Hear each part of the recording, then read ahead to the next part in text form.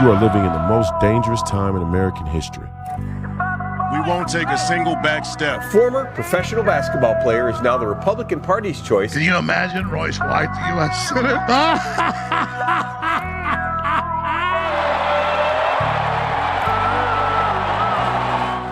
White won the endorsement on May 18th with 67% of the vote. There's nothing that guarantees we win, but I guarantee you if we lose, we will die.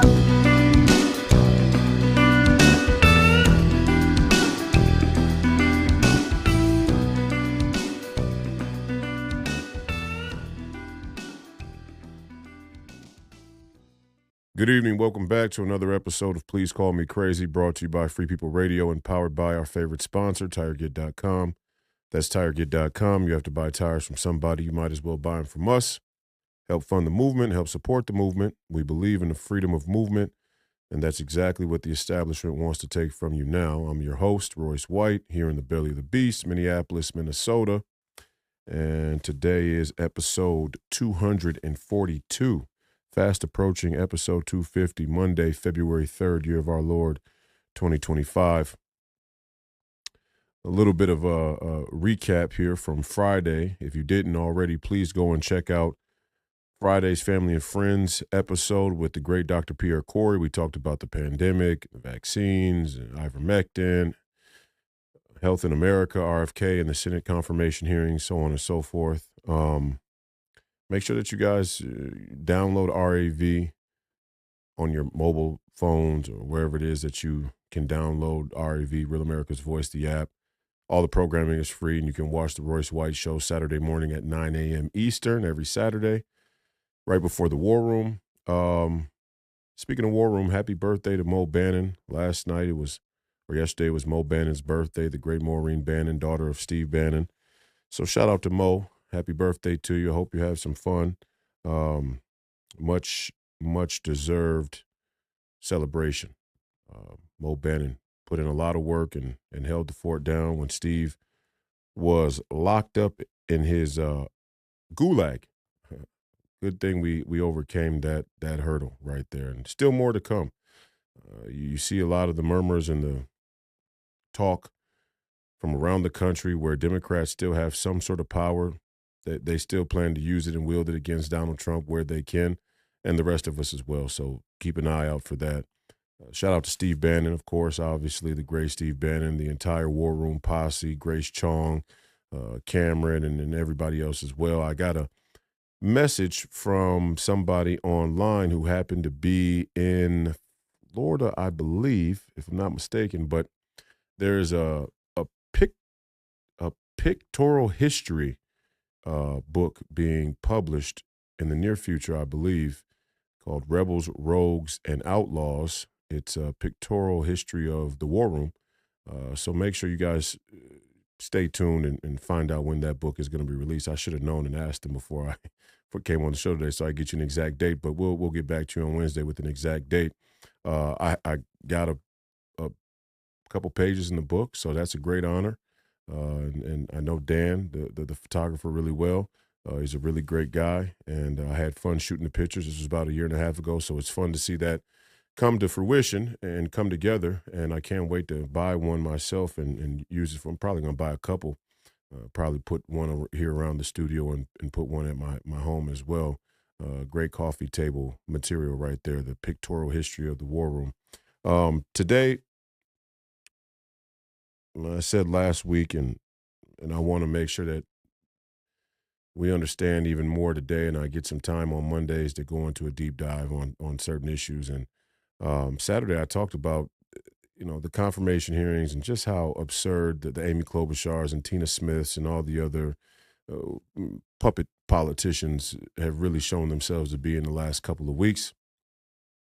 Mainstream media is freaking out. The Democrat talking heads, they just elected, I think, the kid David Hogg, who is, crisis actor, in my opinion. And not to say that anything that he experienced wasn't real or anything like that. I'm just saying that when you hear these people talk, it almost is like watching an SNL skit because it's that disingenuous, dishonest, and they're very obnoxious, and it just lacks a sort of authenticity. Let's say that. And, I posted a clip of it on my ex. You can go and watch of him, giving a speech there asking for the support at the DNC. Whatever it was, I'm not even exactly sure how their process works, but whatever it was, he was giving a speech asking for people's support. And the kid with the afro who gave the very fake Martin Luther King speech a couple years back was standing behind him, clapping, and it just the whole thing blows my mind. Now the Democrat Party, the DNC, is going to try and make a pivot to win back the young people's vote. And why? It's not that young people vote. Young people do vote, but it's not the young vote that matters. It's that young people in this country, and increasingly in a country that's social media driven, young people are the creators and curators of culture and the spread of information. They are the engine. They're the force multipliers of information and the narrative. So, to think that they're going to win back young people with young puppets like David Hogg it's just mind blowing. But hey, the gift that keeps on giving, the arrogance of the Democrat Party and platform, and even the grassroots activists who, with all that said, look, I respect American citizens who have the determination and the will to get out there and get involved. I really do. I mean, I respect that. Even if I don't agree with your views or your politics, I respect people who have who see the urgency to get involved. And now we have to sort out the issues. And now, if they want to hand their party over to people who are even more ideologically driven from an even more arrogant and ignorant place, fine. That's their decision. I'm happy to meet them on the battlefield now and until my dying breath.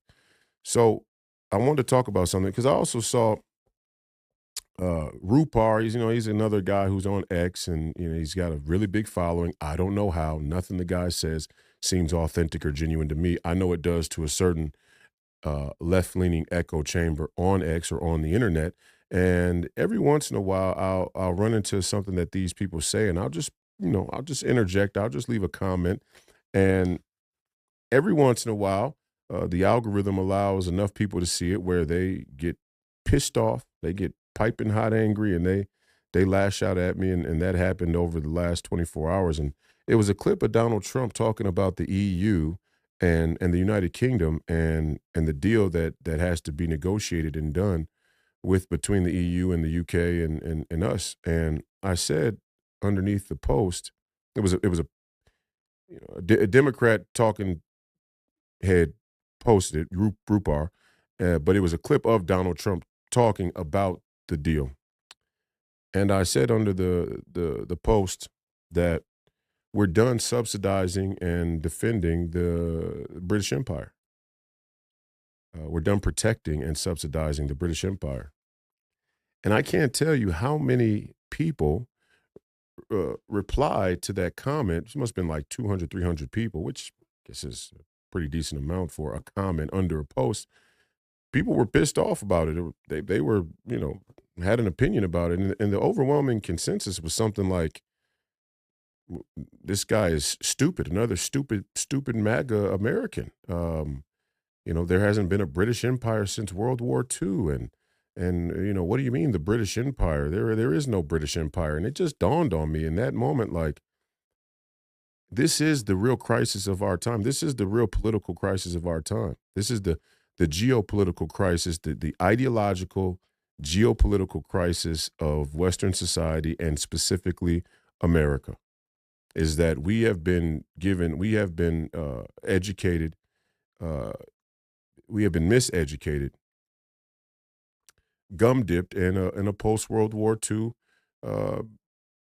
mentality, a post World War II doctrine, so to speak. And I say that today, and then what I really want to talk about today is Donald Trump, and what we're now seeing is the real MAGA agenda come to fruition, be put into action, be put in. Look at the border. The borders, being reported that the border crossings and contacts are down some 90%. I mean, it's a wonder. It truly is a modern marvel. I can't even I say, and we got the Super Bowl coming up this weekend. So in order to put it in a sports context, I like to do that because I'm an athlete. But the border crossings dropping 90% within the first couple of weeks, the first few weeks of Donald Trump's presidency is the equivalent to Patrick Mahomes being in 4 or 5 Super Bowls in the beginning of his career. It's absolutely unbelievable. And I don't even think people can really appreciate it. I've been saying the same thing about Patrick Mahomes and the Super Bowl coming up. I ran into a Kansas City Chiefs fan in passing, and he had his Kansas City Chiefs hat on, and I said, man, it must be a good time for you Kansas City Chiefs fans, and it must be. I mean, Super Bowls are so few and far between. To win 3 out of the last 4 and be in 4 of the last 5 is unbelievable, and they're going to win a 4th one, I think, coming up here this weekend. Not to spoil it for any of you Philadelphia fans. I think that Kansas City is going to come out victorious, and then he will have won 4 Super Bowls, putting him only 2 behind the great Tom Brady in about half of the years of his career. It's just an unbelievable feat. Well, the amount of resources and energy and political capital that was marshaled up to the front to keep our border open, to support an invasion of this country, and to see a 90% reduction in Donald Trump's first few weeks as president is unbelievable. It's unbelievable. It goes to show you what real leadership can do, what some real integrity can do, what some real values and beliefs and some backbone can do. And I'm excited.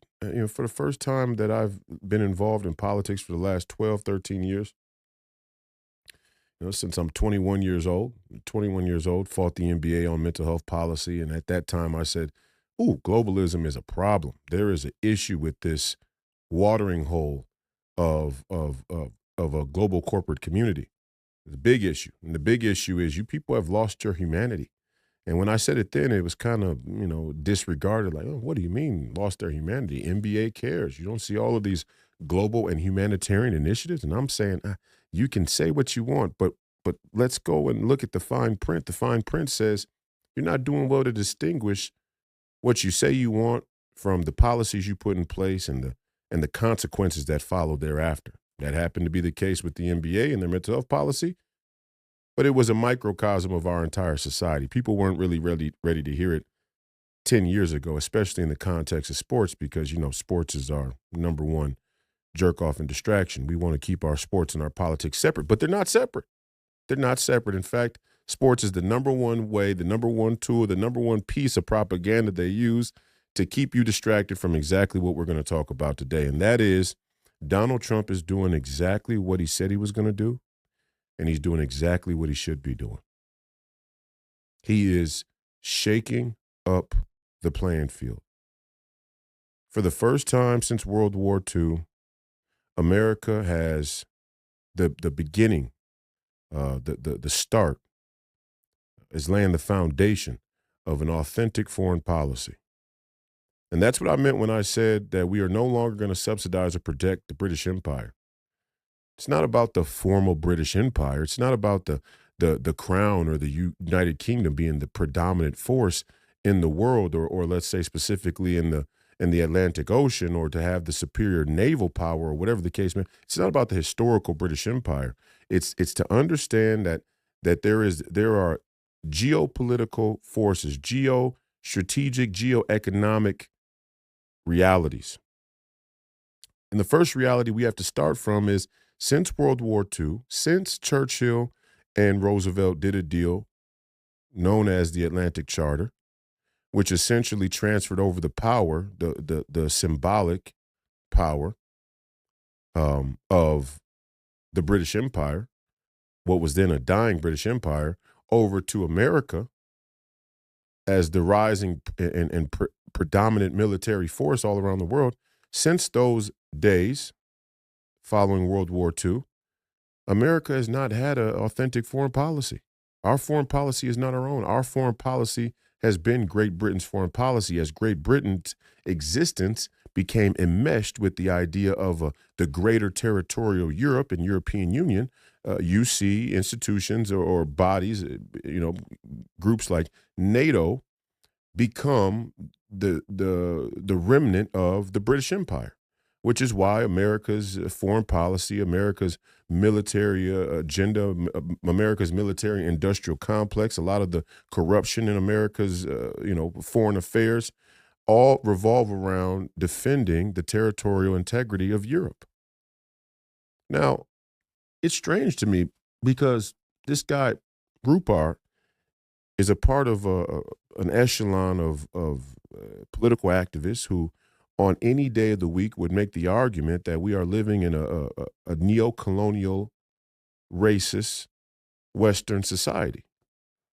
And I've been saying this for, 3 years now. It's so crazy to me to hear these liberal academic professors or these politicians like Amy Klobuchar, Tina Smith, or even Governor Walz, and they come to the podium and they talk about racism, and they talk about racism, and they talk about racism, and they talk about white supremacy, and they talk about neocolonialism, and they talk about the history of the West and how, vile and evil and inhumane it has been. And I ask myself all the time, when they say Western society, what do they really mean? Because the only West that has any real relevance, has ever had any real relevance, is a territorial West, right? A geographical West, right? and a cultural and political West. And the geographical West is exactly where you would think. It's a bit of Australia, Europe, America.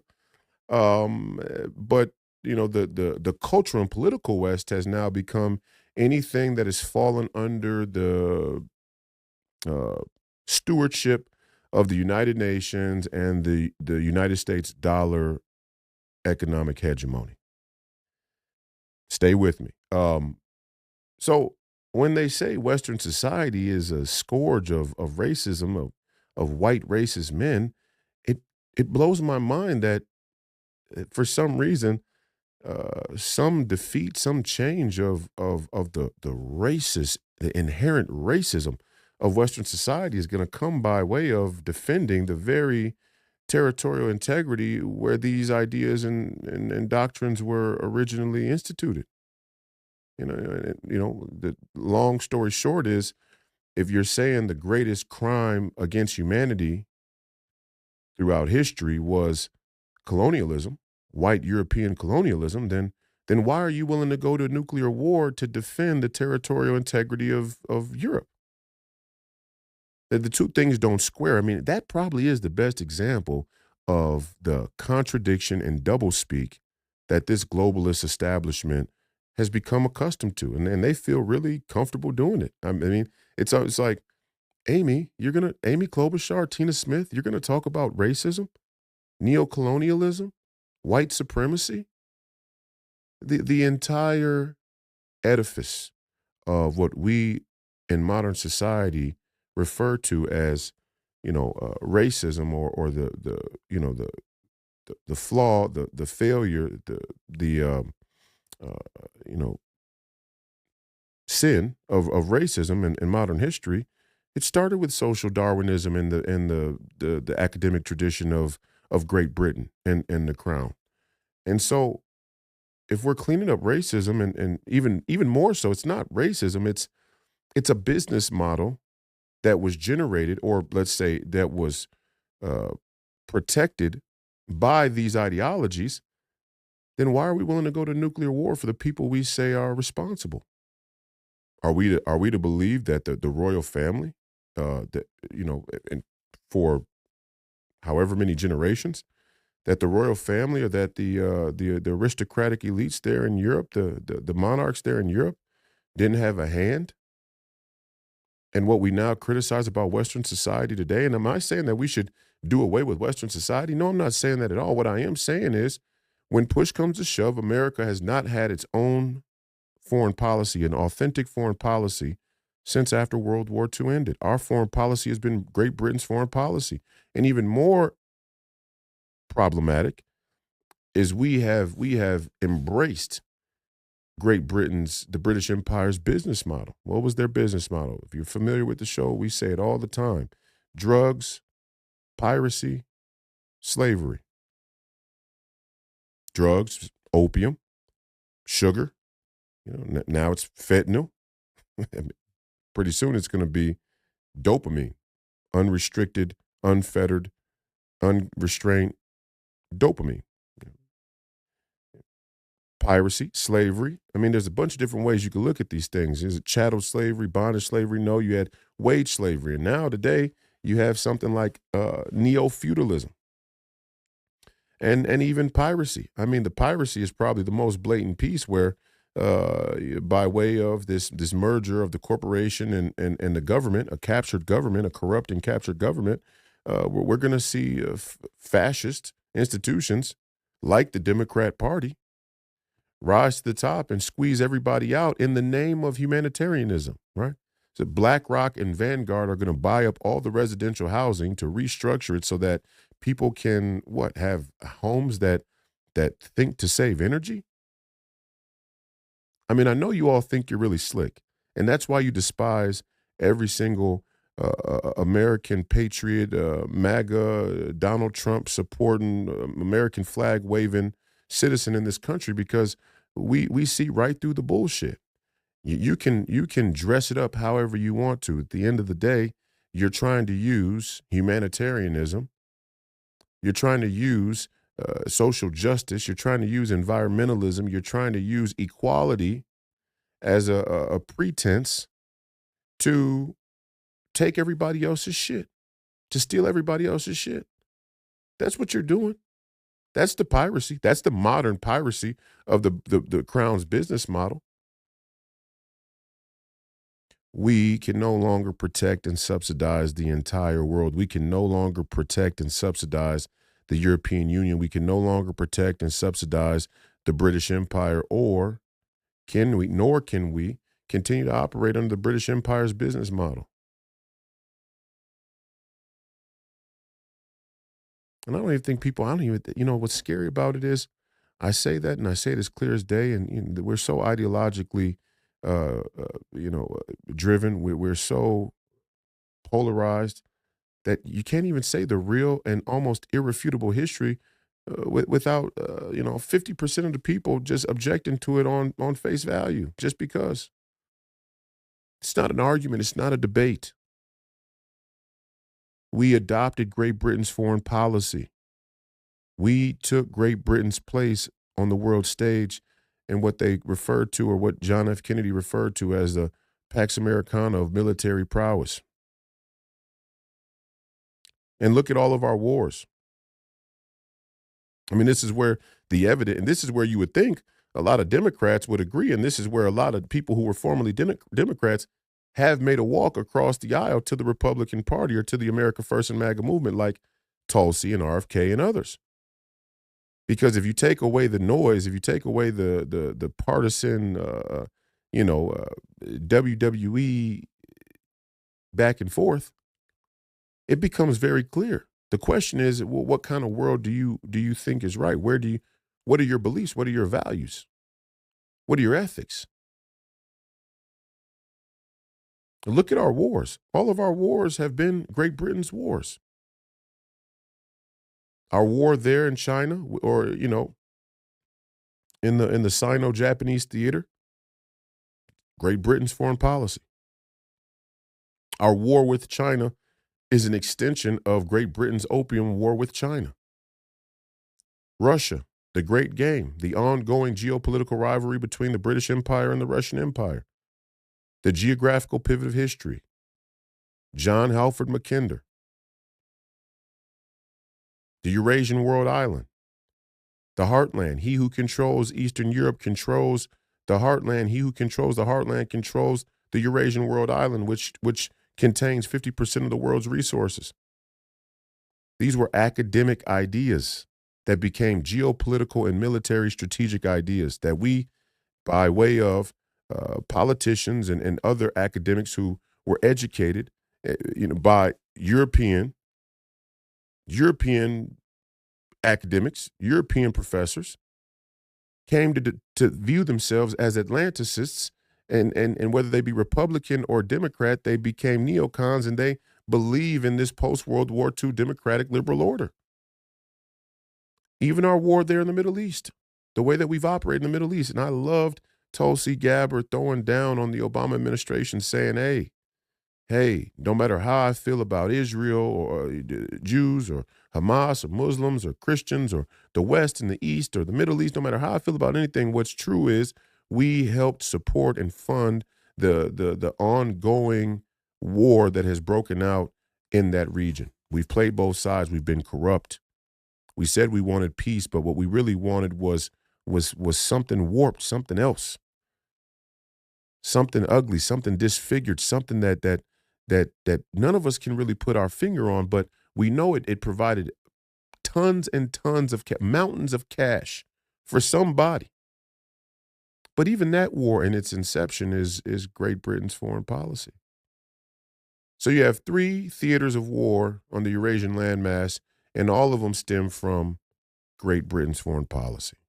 So America does not have an authentic foreign policy. And what you're seeing Donald Trump start to do now, is create a genuine, an authentic American foreign policy. They call it geostrategic, call it, geopolitical, call it geoeconomics. You could be a fan of tariffs. You could not be a fan of tariffs. But what you can't deny is that the way we were doing things, the way things were set in motion, the way the agenda was playing out was America was going to walk itself right off of a cliff. Now we have a fighting chance. Now we get to reorient the entire global economic landscape. And we are. And that's what it's a hemispheric defensive strategy is what we're doing. Panama, Canada, Mexico, Greenland. Greenland's not in our hemisphere, but you understand what I'm saying. There's a jump ball. And the reality is, you all out there in the audience, some of you, but many across this country, in the audience, let's say the would-be audience of political commentary or politics writ large, a lot of people out there have no clue. They have no clue how the world really works. They have no clue how the money works. They have no clue what geopolitics is really all about. So it's hard for them not to just comment, dismiss things flippantly as a knee-jerk reaction to some, pseudo-political polarity. It's hard for people not to do that. I get it. I almost feel bad for some of these people out here. I really do. In my heart of hearts, I almost feel bad. I see comments and it's so flippant and so ignorant. I'm just, my initial response is that this guy's a jerk off. But then I really think about it. I go, man, these people have been intentionally miseducated and brainwashed. These people are the victims of a psyop of biblical proportions. These people are the unbeknownst and innocent bystanders of what happens when institutions like the mainstream media, for example, in conjunction with our political elites, just lie to the American people ad nauseum. They lie through their teeth, and they smile while they do it. Of course, people don't know how the thing works. Of course, people don't know what geopolitics is really about. Of course, it's easy to tell people that the primary focus of geopolitics should be climate change. No, geopolitics has and always will revolve around 3 very simple things. Very simple. Energy, human resources, military prowess. That's it. That is geopolitics. And when I say human resources, energy, human energy, military prowess. That is geopolitics in a nutshell. Where are the resources? Who has the energy, human resources, and who has the military prowess? Which, whether you look at now or all the way back to ancient times, is based on technology. Who has superior and advanced technology? Now, with superior and advanced technology, like I said last week and the weeks previous, that is a real hurdle we're going to have to face in the future, where we as a people and we as leaders have to decide, have to, try and sort out, the give and take, the slippery slope of being the winning the arms race, military arms race, and retaining our humanity. And I mean, we're right at the precipice of that now. I mean, if we're going to say that we should all become cyborgs in order to defend America and this nation against whatever would-be enemies there are out there around the world, then I gotta say, I gotta reject that. But if Donald Trump is going to start to reorient the political and economic landscape, I'm all for that. I'm 150,000% behind him on that. As soon as somebody says we gotta create ecto farms and drone armies in order to fight, in order to prepare to win a fight with the Chinese, I gotta throw a red flag and say, that's dumb. I'm calling the balls and strikes on that one. That's a no-go. You lose our humanity. But if we're gonna say that we as a country, we have prioritized everybody else for so long. Now we're gonna shake things up and we're gonna start to prioritize America. We're going to start to prioritize American citizens.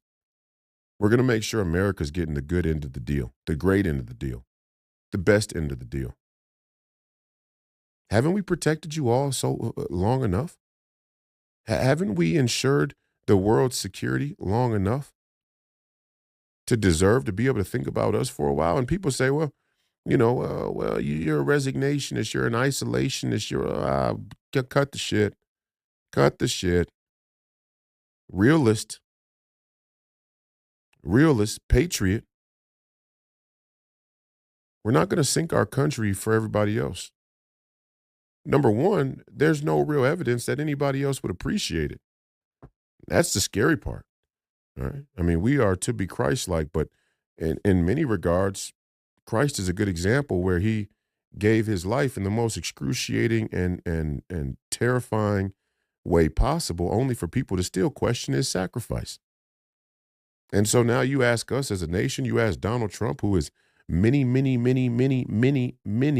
leagues beneath the moral clarity and righteousness of a Jesus Christ, and you're asking him to sacrifice America, the life of America, on behalf of what? A world who won't even say thank you?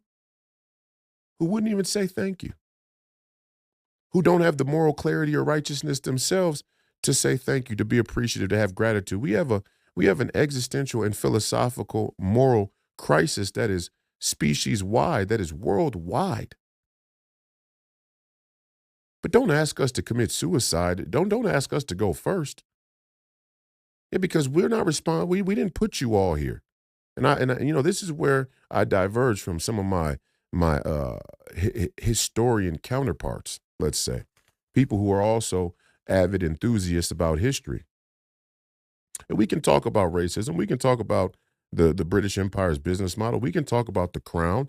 And we can talk about Darwinism and social Darwinism being the foundation of what we now recognize as racism or racial superiority. We could talk about that all day. And there's plenty of credibility and merit to have those conversations. I'm fine with that. I know the history. Social Darwinism is a problem. Darwinism was a problem. Darwinism itself was a way to undermine Christ and the Bible and Christianity and God. Biological evolution. Evolutionary science. The whole thing has become a racket to say that there is no God. But the point is, never will I allow my historical understanding of things such as Darwinism and social Darwinism have me forget that Arab nations and African nations had taken just as many slaves as European nations. That's called a bait and switch. That's called the overlay for the underlay. But I do know this. I do know, with all that being said, that we continue to defend the British Empire and their business model to our own detriment. And some people don't even realize it's happened. Some people don't even realize it's going on. Some people think the British Empire died after World War II. Says who? If all of the ideologies, if all the academic traditions, if all the geopolitical strategies are still the primary focus and agenda and priority, did the empire really fall? The sun never sets on the British Empire. Even our relationship with Israel, in some respects, is an extension of Great Britain's desire to have a hand, up the rear end of the Middle East, and one of the mainstays, one of the irrefutable, undisputable mainstays of the British Empire's business model and their geopolitical strategy. Their political strategy was to fund both sides of a war, to empower both sides of a war, to pit people against each other in order to maintain their own power. Why? It's a little island. That's why. Great Britain, a little tiny island, right? They got a lot of geographical and let's say and natural disadvantages. But they created one of the greatest empires in human history, one that still stands today. I was getting into this on Saturday morning, and I'm gonna talk about it again next Saturday about Marxism and the idea is what made Karl Marx so brilliant. What Marxism did was it reduced the human existence down to price. If you can reduce the human existence down to price, you can turn everybody into inventory. And while Karl Marx could make it seem like he could pretend like he was in opposition to monarchy and aristocracy and all of the would-be rulers and government of his time, we all hopefully we all can decipher that, that's politics. He would have gladly been in charge. And if he had been in charge, he would have probably done some of, if not all of the same tyrannical things, if not more. And I only say that to say when you think about this is how deep it really gets. President Xi, fancies himself a nationalist, Chinese, and people say, oh, he cares about the Chinese people, and look all these tyrannical laws that he's instituted to try and make China a safer and more prosperous place. And if you can look on paper and see China's geopolitical influence rising, then it's a testament that President Xi is a great leader.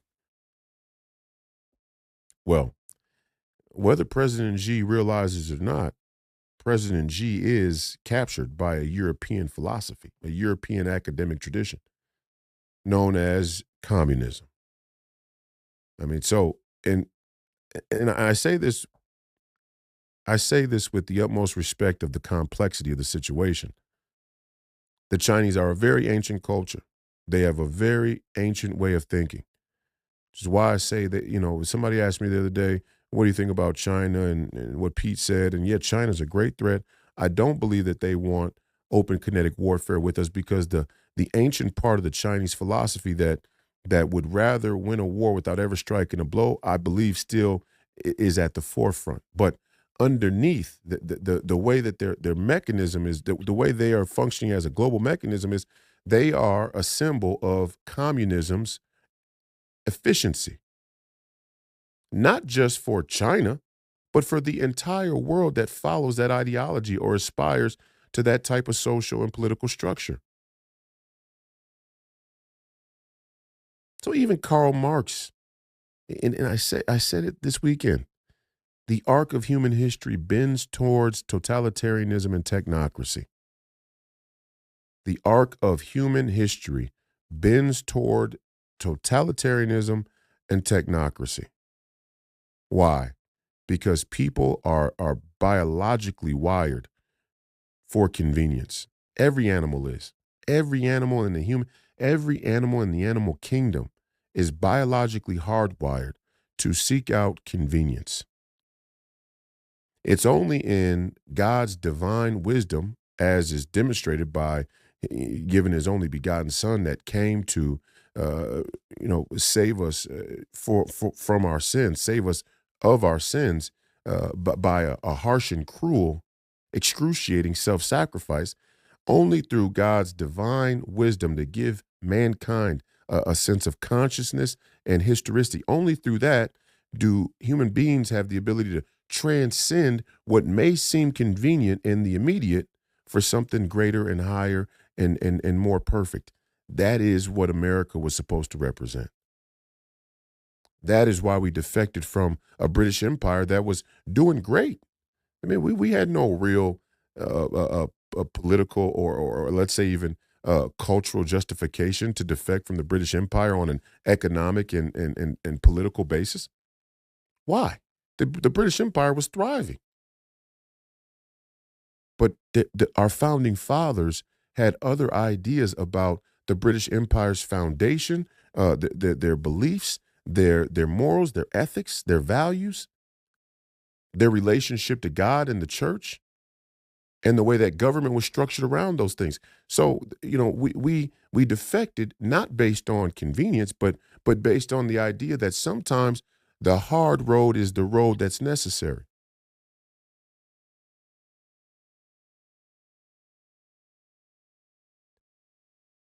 We have a hard road in front of us now.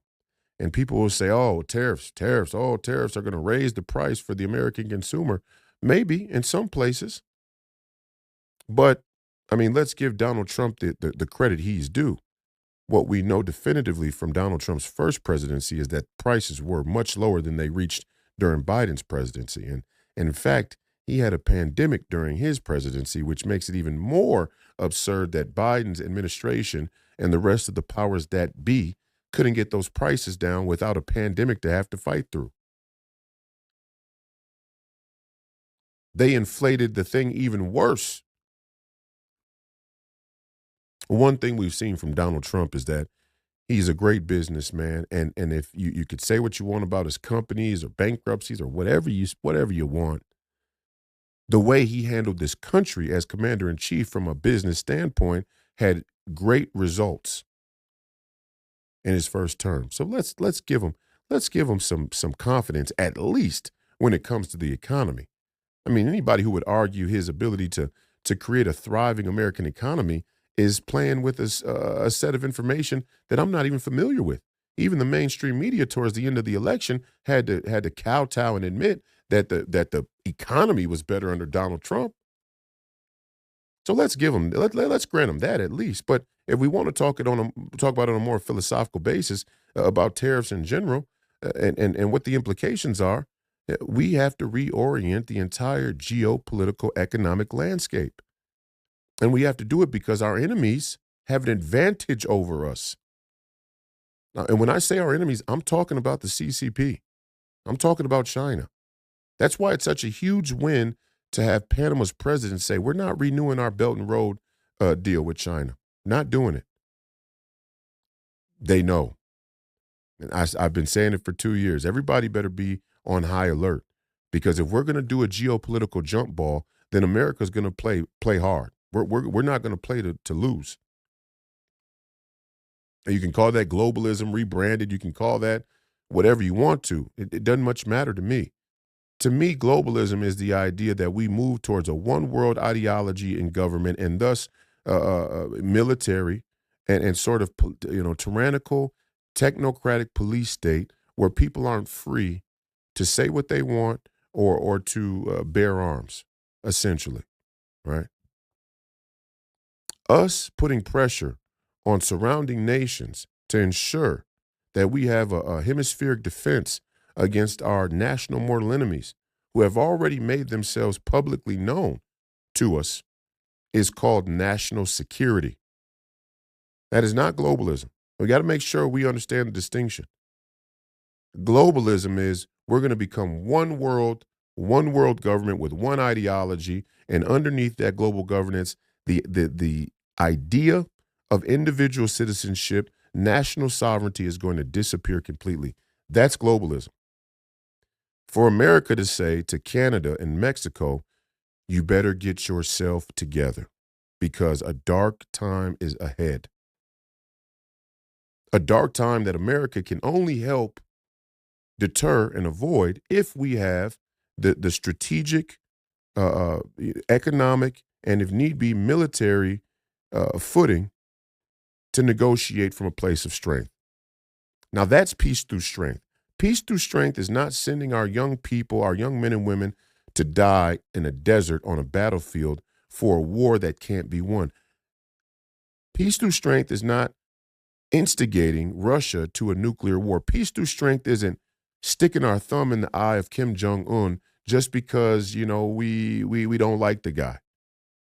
Peace through strength isn't us playing chicken in the South China Sea, just as a pissing contest with the CCP. Peace through strength is we have to fortify ourselves as to discourage anybody who would want to attack us, as to become impregnable or at least appear to be somewhat impregnable and impervious to attack, as to make it not worth it, then we can negotiate from a place of, equal footing. But we're not on equal footing right now with China. They got us bent over a barrel and our skirts high, our skirts real high up. First reason is there's a bunch of sellouts in the Congress and the Senate who it appears through one avenue or another are taking money, kickbacks, whatever you want to call it, PAC money, whatever it is, from companies, from organizations, from geopolitical, collaboratives that benefit from the rise of China. We are starting to create an authentic American policy where we are fortifying ourselves from the influence of China. And we're not going to give Canada up to China willingly. We're not going to give Mexico up to China willingly. We're not going to give the Panama Canal up to China willingly. And I would even extend it to, certain South America. And if we really want to play hardball, this would be me. You guys are lucky you're getting Donald Trump because he's still a relatively fair-minded leader about all of this. I'd be much more aggressive because I don't believe Africa is lost. And actually, if you want to see the greatest sign of the greatest example of post-colonial, the post-colonial West's arrogance and ignorance was believing that we could leave Africa deaf, dumb, and blind and still hold the West. That was one of our greatest errors, and I would venture to guess there you can see some sense of superiority play into it. And that's why I say we want to talk about racism. Let's actually go back to talk about where it started and what the real implications are. We should have never left Africa weak. We should have never left Africa deaf, dumb, and blind. We should have never left Africa a place that was run by despots and warlords so we could trade for pennies on the dollar for their natural resources. That was a huge mistake. One that we still have the chance to remedy. Because there are a lot of African nations there that are not, that are not so interested in some of the anti-human, anti-God, anti-reality ideas of this global establishment. There is a lot of rejection of this postmodern, woke, globalist agenda there in Africa. A lot of it based on Christianity. The rest of it based on the people in Africa and a lot of Africa, they live in a sort of natural way themselves. A lot of these people are much closer to their tribal history and their ancestral history where they lived in nature. They lived in the natural way. So they don't believe in all this technocratic wokeism. Sure, they love, us coming to Africa and building a few pipelines and fresh water wells and things like that. These are compliments to the natural order and the natural way. Remember, I said there's sin according to nature and sin contrary to nature. Ecto farms, automation, robotics, 47 genders. These are sins contrary to nature. So we still have a chance. In the furthest and the furthest strategy and imagination for what America First can really look like going forward, even Africa is still up for grabs. And the Chinese want Africa, and they've been recolonizing Africa under this globalist establishment, and the globalist establishment hasn't made a peep.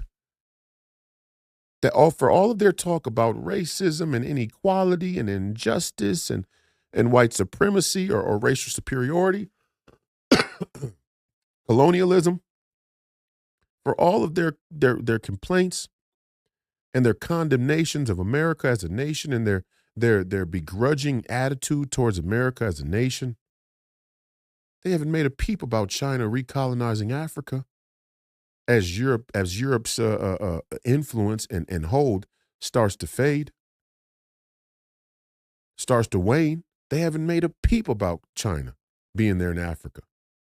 And quite frankly, it didn't seem like they were going to make too big a fuss about China being right here on our own border, right there in Mexico. So, President Scheinbaum, you're going to send 10,000 Mexican soldiers to that border to help us stop drugs and immigrants, illegal immigrants, from coming across it. And Trudeau, you're going to make sure there are no Chinese police stations or an overwhelming communist and Marxist ideological influence there in Canada.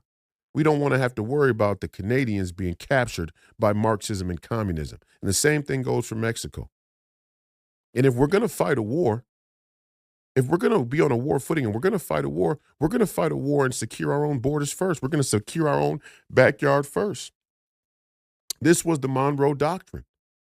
And up until about yesterday, the Monroe Doctrine has been the geopolitical philosophy that is the standard. Until the globalists started to decide, hey, we'll push NATO wherever we want to. Well, we'll take NATO as far east as we want. Who's going to stop us?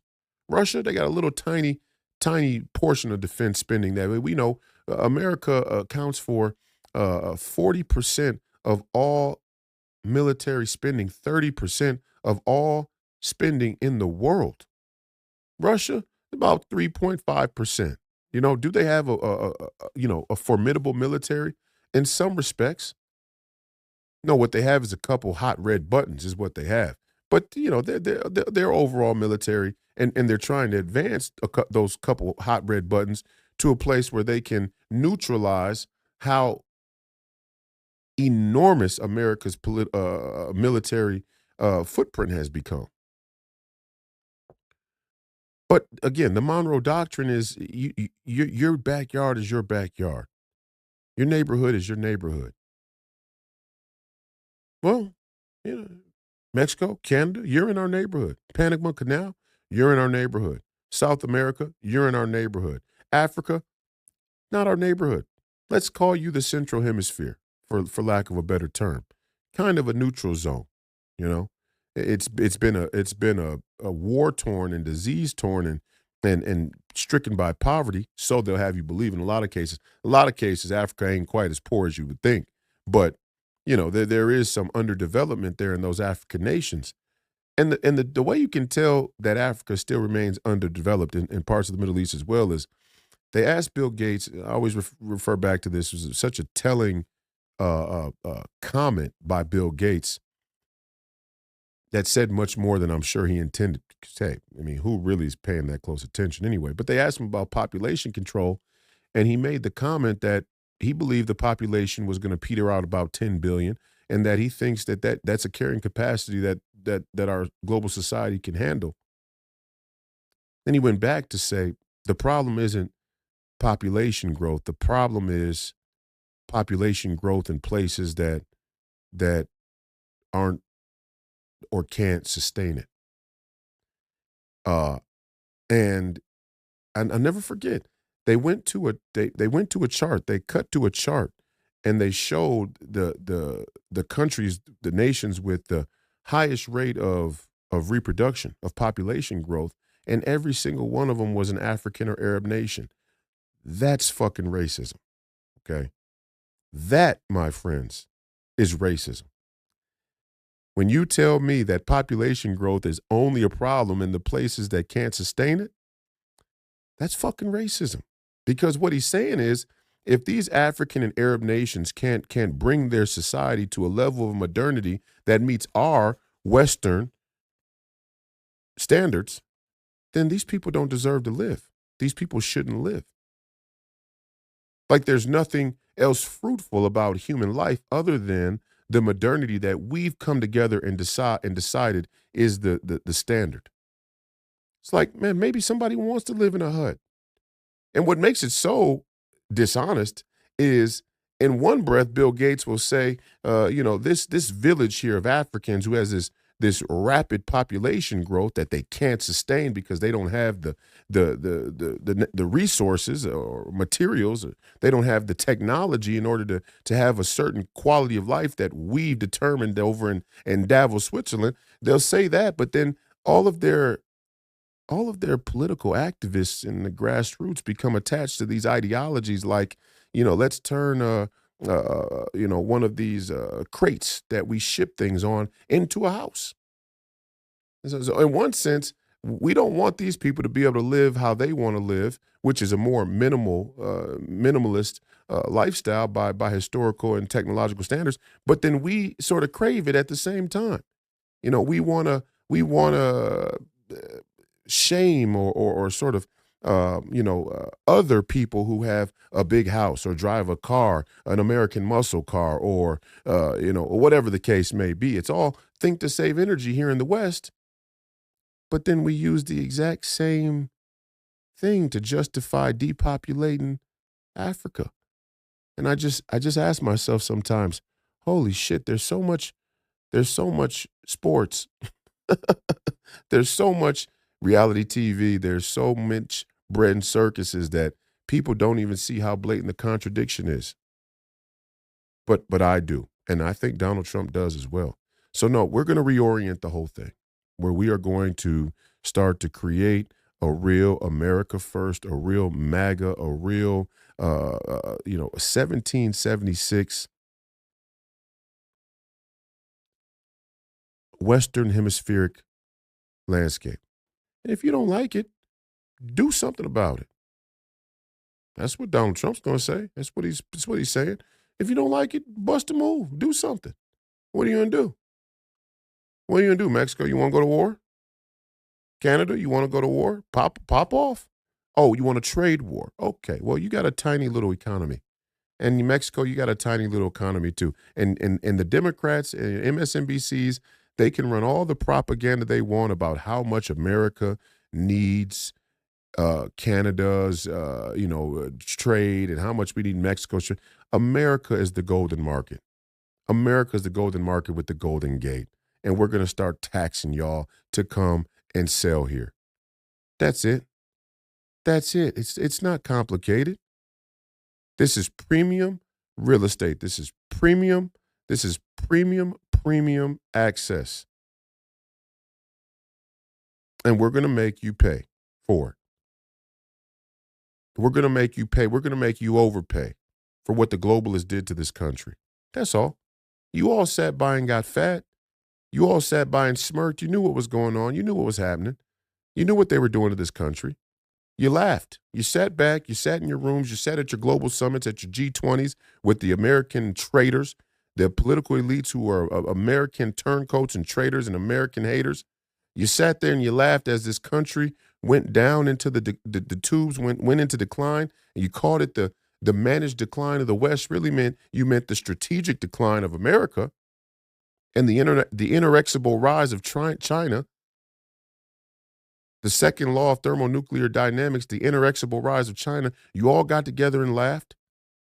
You all got together and had a great time at the expense of the American working class, the average black person who's driving for Amazon to make ends meet. You sat there and you laughed. You laughed as you miseducated their children, as you forced them to send their kids to schools where you forcibly taught them transgender woke lunacy. You laughed. You had a big laugh about it. Well, guess what? It's no fun when the rabbit's got the gun. That's a metaphor.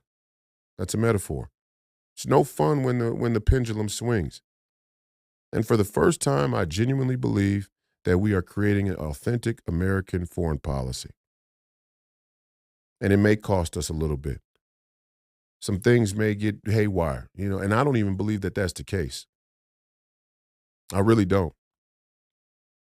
Because I don't think that because one of the things that you have to realize is, all of these countries can pretend like they'll just take their business elsewhere, but is there really business to be had elsewhere? One of the great powers of the American dollar and of the American economy is in a world, in a postmodern, Marxist, materialist, technological world, um, America happens to be a relatively extreme consumer superpower. The consumerism of America is a superpower in and of itself.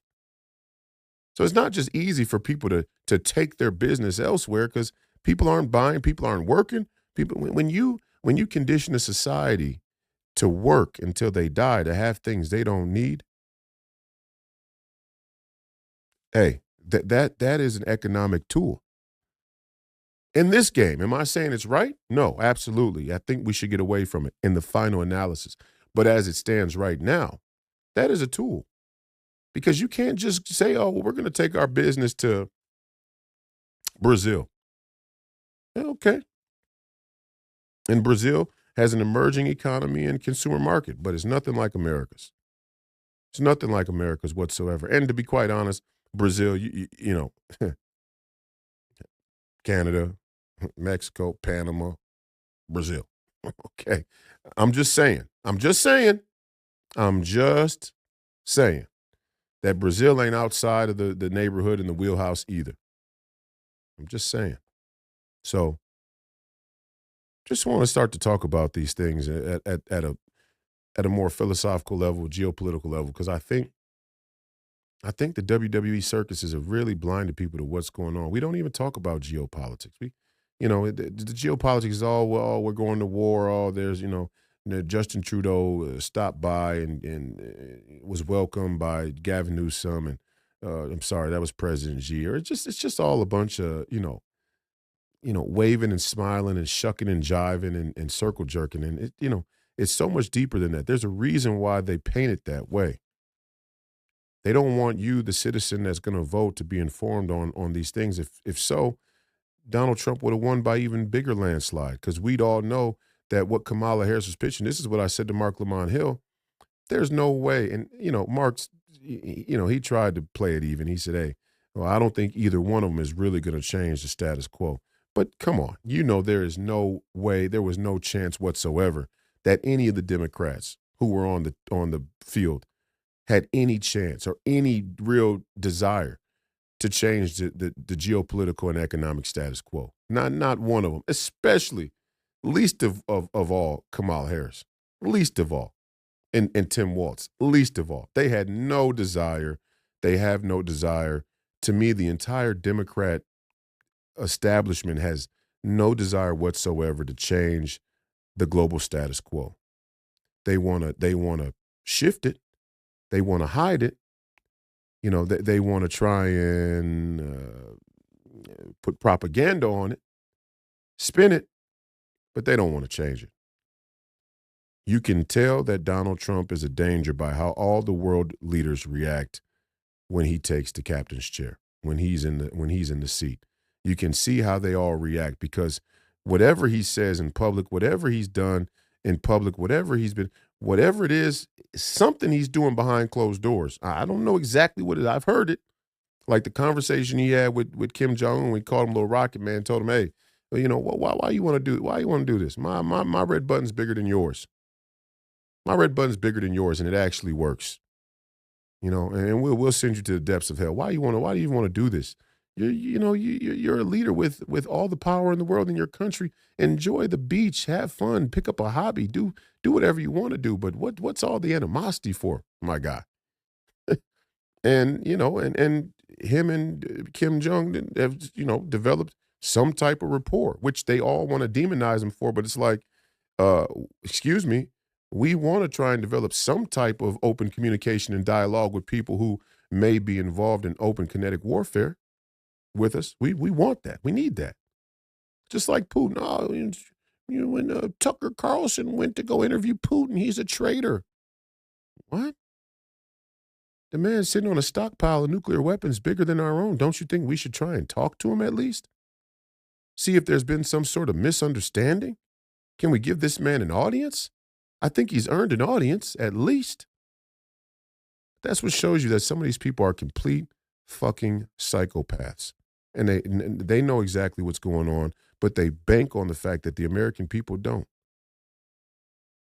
Yeah, so to everybody out there who had a problem with me saying we're no longer going to protect or subsidize the British Empire, to everybody who thinks that the British Empire ceased to exist after World War II, you tell me which theater of our foreign policy, of America's foreign policy, which theater on the Eurasian landmass did not stem from British foreign policy?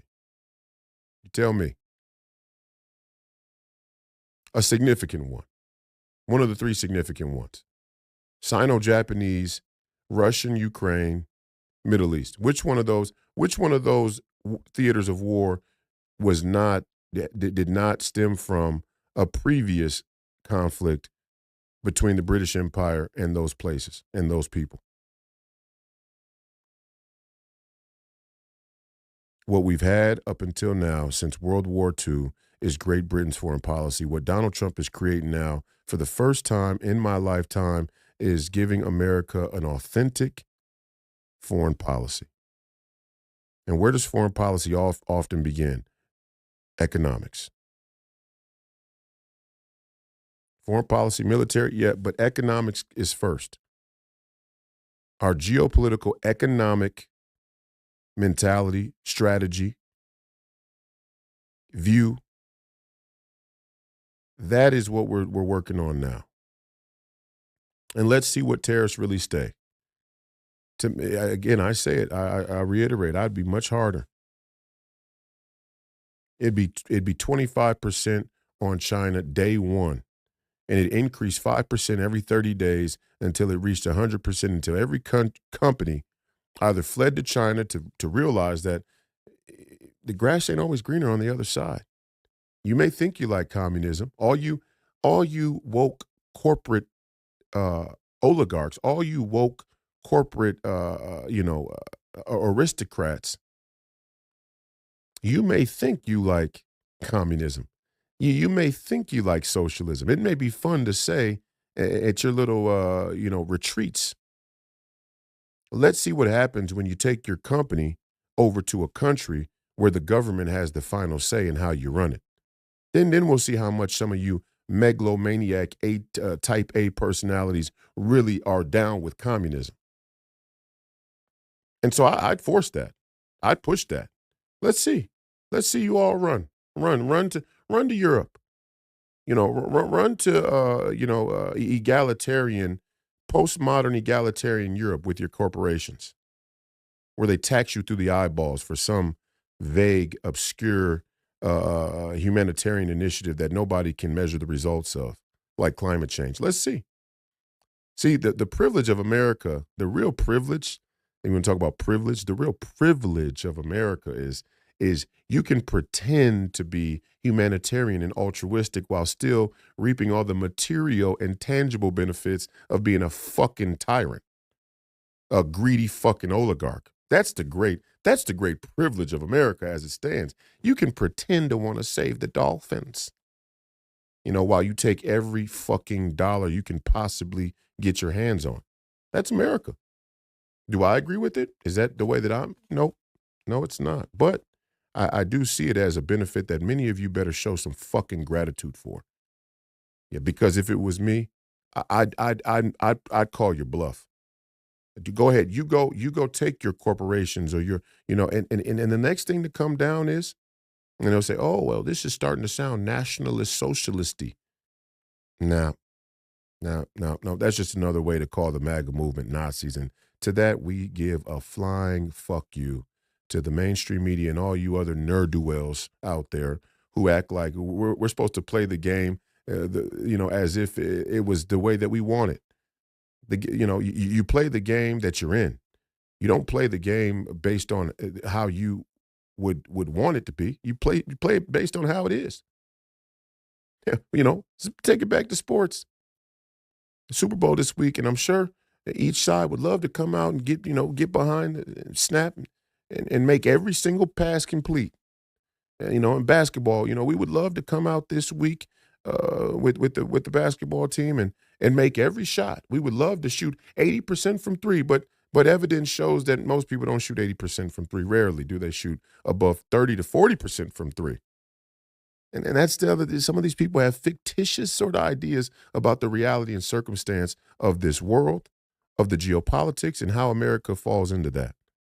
No, we're going to play hardball. We're going to shake things up. We're going to see how things shake out. We're going to call some people's bluffs. Let's see who you really are. Let's see how far you're really willing to go. Mexico, shine bomb. You're a communist. You're a diehard communist, socialist, Marxist. You believe in it? How far are you willing to go for it? But we're about to see. We are about to see. Trudeau, Canada, how far are you willing to go? And you better make sure that your people actually agree with where you want to take them, because that's not so clear. And the same thing goes for President Xi in China.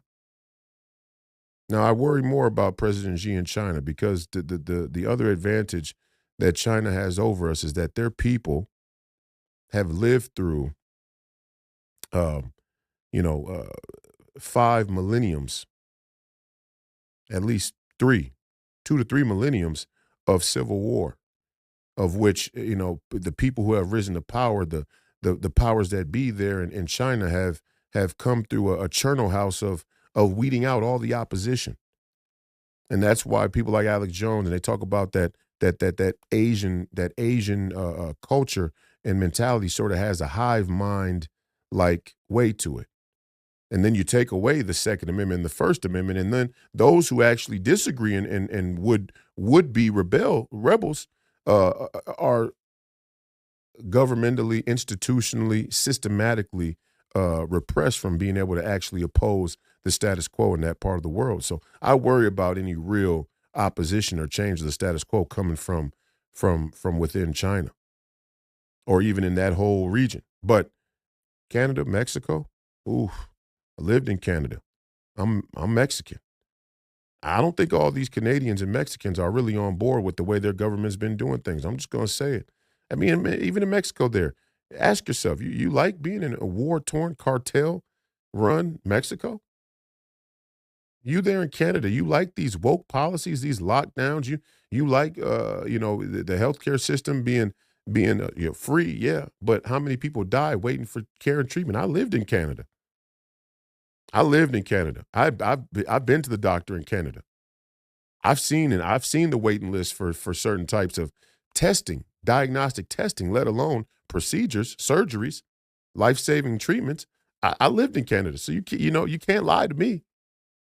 So this is the way of the world right now, and I really am excited and supportive of what Donald Trump is trying to do. And I'm not just saying that because I'm on the team. I mean honestly, when everybody starts to panic, when somebody challenges the way the money works, I think we're in the right realm. I think we're going the right direction. Even if it doesn't work out exactly the way that it was planned, that's okay. That's okay. Part of the thing we try and teach young people, our young players in basketball, is if you don't play hard because you don't want to make a mistake or you're scared to make a mistake, that's the same as, it's kind of giving the game to the other team. And it starts in practice. Even when I'm with my teammates, and then now we're talking about here in this country, kind of the way that, internal domestic politics work. If I'm not willing to make a mistake, if I'm not willing to make a mistake, so therefore I hold back on how hard I go out of fear of making a mistake, then I'm not really playing the game. And ultimately, I'm not going to win. I can't win. Unless I play with a bunch of other people who also aren't willing to go hard enough and risk making a mistake. But we're not in a game like that. As a country, there are people out there who are willing to push the envelope and push the line as far as they need to be victorious. So we have to do the same thing. We teach kids that, confidence, part of developing that confidence is having that sense of, sort of reckless abandon and figuring out how to be successful in that state, in that chaotic state. At the high school where I went to high school, Hopkins High School, and I help coach there now. Sometimes, especially with the younger guys, but I've been helping every year that I can. I just love being around the game. We pressure the ball. We pressure the ball. Like we have a pace, and we pressure the ball like no other team in the state. We can honestly and safely say that.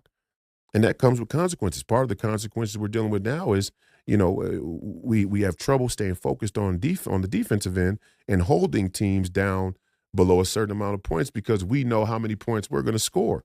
And so we're asking a bunch of 15 and 16 and 17-year-olds who have the ability to score almost 100 points a game to be just as disciplined in keeping teams under 70 points a game when they know they can win 185.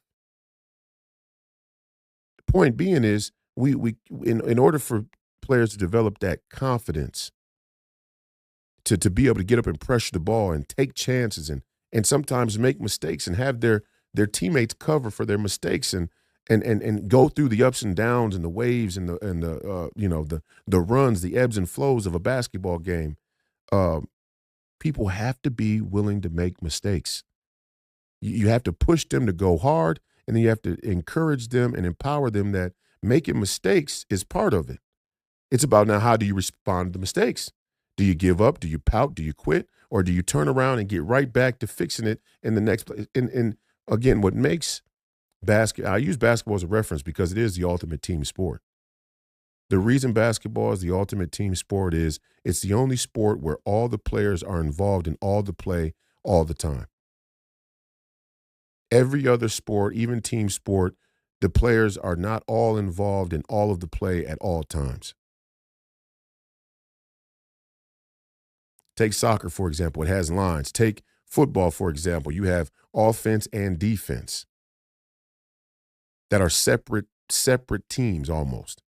And then you have a game that constantly stops and goes. And then you have positions, and the line has their game going on. And then the secondary and the receivers have their game going on. And the linebackers and the running backs they all have little games going on amongst themselves, so to speak. Hockey the same way. You got lines in hockey. Hockey's a little bit closer to the real thing.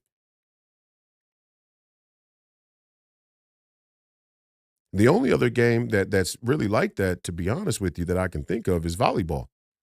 Now, that's a crazy thing to say. People are going to be thinking, volleyball is, what do you mean volleyball? There's a reason why volleyball is played on a basketball court, I guess you could say. But volleyball is another game like that, where the pace is so rapid, that the exchange is so rapid, that all of the players on the court, all of the players are involved in all of the game at all times. At any moment, that ball could come to you. It doesn't matter if you're the front line or the back line. Any moment that ball could come to you, you got to make a play. You got to react. You got to be ready. Basketball is even more dynamic because there's no net between us, right? There's no invisible or physical boundary between us. We're all involved in all of the game at all times. And the difference between volleyball and basketball is volleyball is not a contact sport. So again, I'll refine it to say that basketball is the ultimate contact team sport. All the players are involved in all of the game at all times. And that's why we could learn so much. And if our basketball players, and I say this, all of our basketball, I'm not saying we should start letting basketball players run the country. What I am saying is when people say that I'm unqualified because what do I know? I'm just a basketball player. If our basketball players, our athletes, and their post-career ambitions started to think about the connection between a game like basketball, the dynamics of a game like basketball, and map it onto the momentum and inertia and sort of the ebb and flow of how other process and systems work, they could be very useful, very valuable. And Coach Novak, Kenny Novak Jr., is one of the smartest people that I know. And he was a history teacher for his entire teaching career. And I would have loved to have been in his class. I never was in his class. But part of me goes to help with the team still to this day because it is it's unquantifiable what it's like to be around this guy. I mean, I can't even put it into words, really. Maybe it's just me. Maybe I'm just, a sort of, I got that sort of intellectual vigor and curiosity about myself where I want to be around people who are thoughtful and say things that are meaningful. And he probably would never let me do it, but I would love for the entire world to be able to hear what a pre-practice or a post-practice or a mid-practice or a post-game or pre-game Kenny Novak Jr. speech is like. And all the young people, when you're that age, you get tired of hearing it. You're like, oh man, he's talking again. But when you're 33 and you've been out in the world and you start to understand and make the connections between what he's saying and how it translates into having success as an athlete in a basketball game, it's profound. The Kenny Novak Juniors would make incredible world leaders. They really would. Incredible politicians. And we don't even agree on most things in politics. But the point is where the thoughtfulness, the ability to connect the dots. A lot of people they're not even interested anymore. So save your judgments. All of you echo chamber left wingers, you progressives, you liberals, save your judgments. They fall on deaf ears here. I don't give a fuck. Honestly. I could give a flying fuck what a Joy-Ann Reid has to say about me, what a Don Lemon or any of these other would-be talking heads and pundits has to say about MAGA, and we don't know how global economics work and tariffs are going to send America into a depression and blah, blah, blah. No, you guys were going to print fucking money until the balance came due.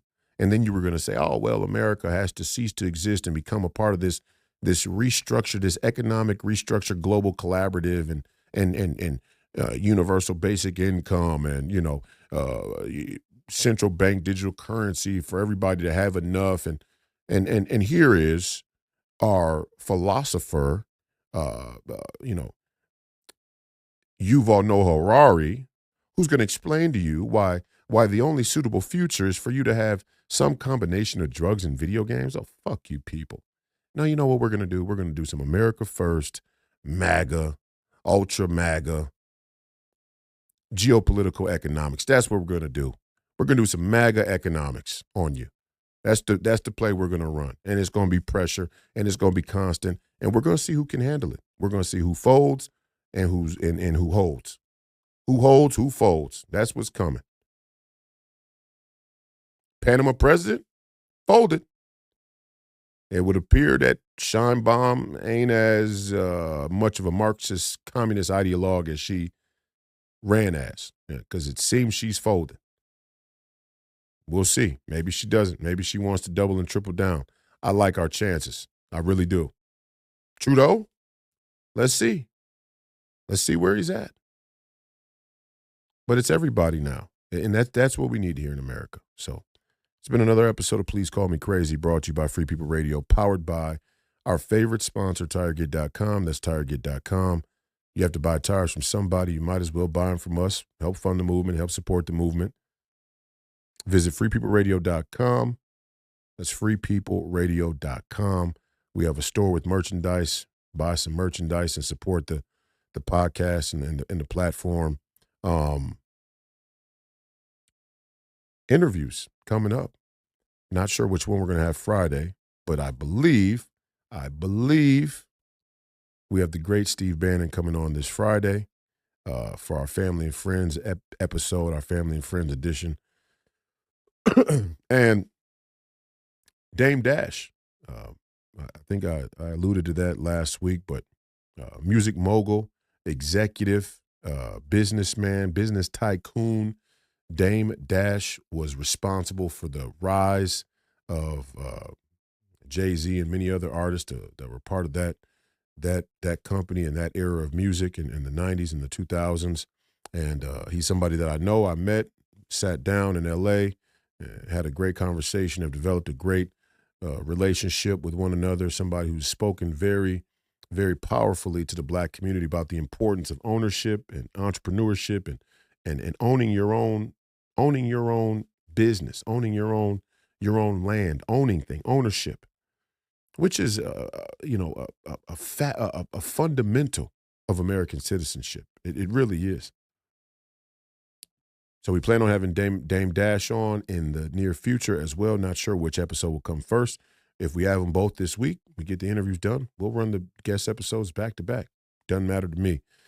Guests take priority, so we'll run the guest episodes and deviate from the weekly scheduling format to do so. Hotep Jesus still on the index circle as well.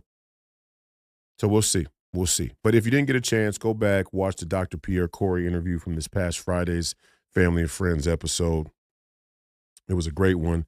He's a great man, great doctor, stood up for the country. He's an American hero.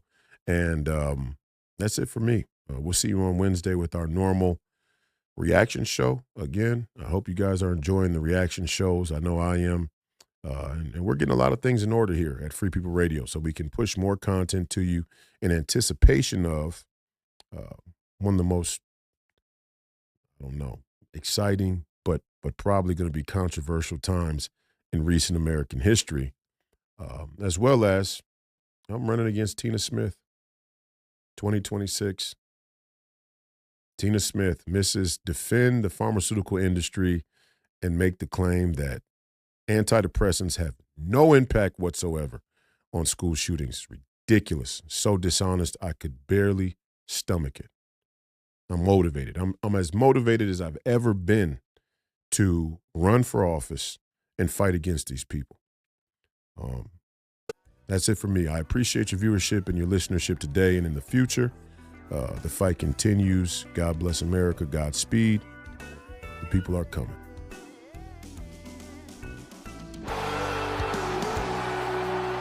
Everything's up on the bar. We're all in.